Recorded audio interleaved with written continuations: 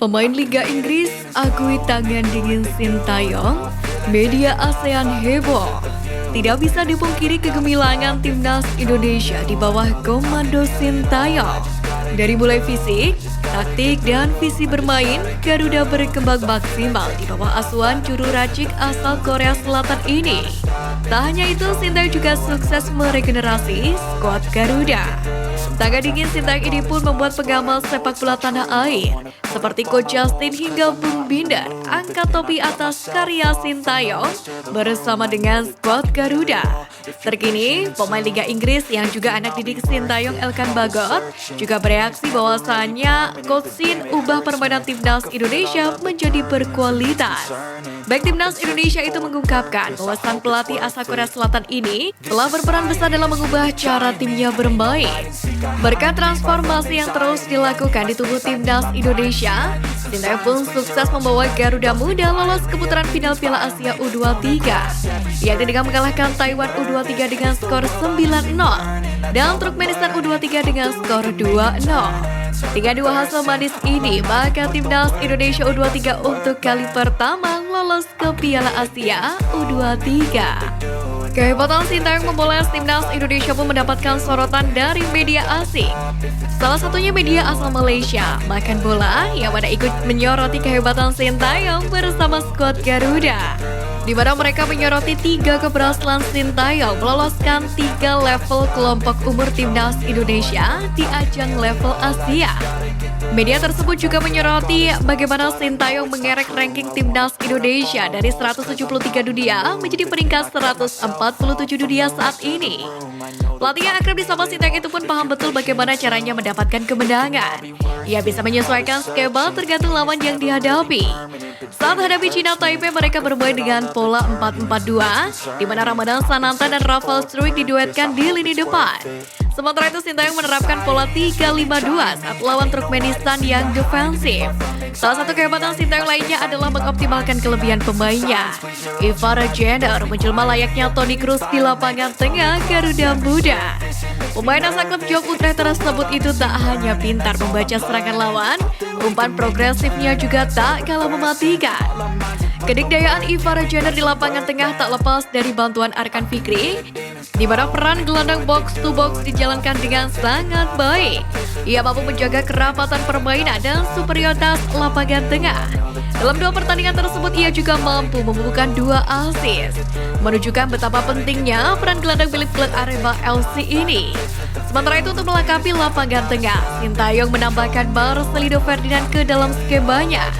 Khusus pemain berusia 19 tahun itu, ia diberikan keleluasaan lebih. Dalam formasi awal, ia ditempatkan di pos sayap kiri, tapi pada praktiknya ia bisa bergerak lebih ke dalam. Langkah ini sejatinya digunakan untuk membebaskan Pratama Arhan.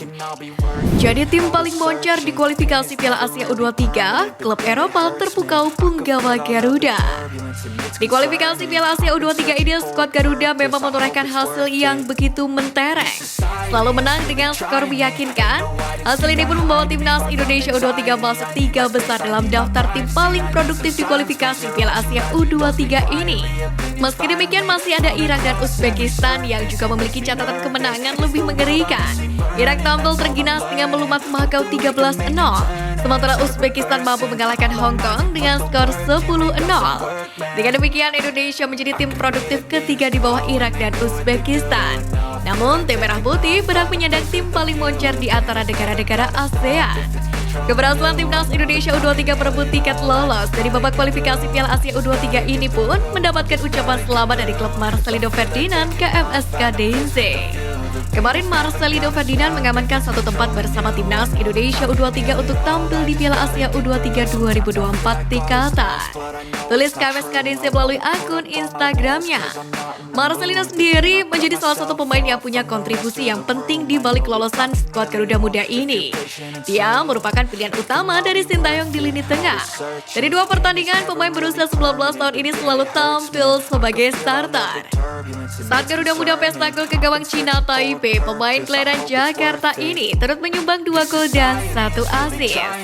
KMSK DNZ juga melayangkan apresiasi atas penampilan impresif Garuda Muda selama kualifikasi yang dijalani. Klub kasta kedua Liga Belgia itu pun menyebut bahwa Garuda Muda selalu tampil dominan.